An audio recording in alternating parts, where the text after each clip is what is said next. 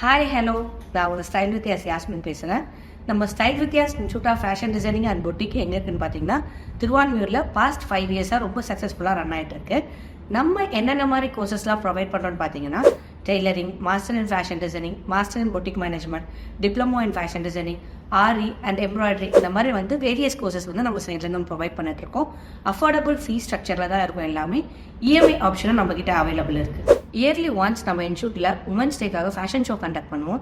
இந்த ஃபேஷன் ஷோவில் நம்மளுடைய ஸ்டூடெண்ட்ஸ் அவங்களுடைய ஓன் டிசைனை கஸ்டமைஸ் பண்ணி ட்ராக் வாக் பண்ணுவாங்க.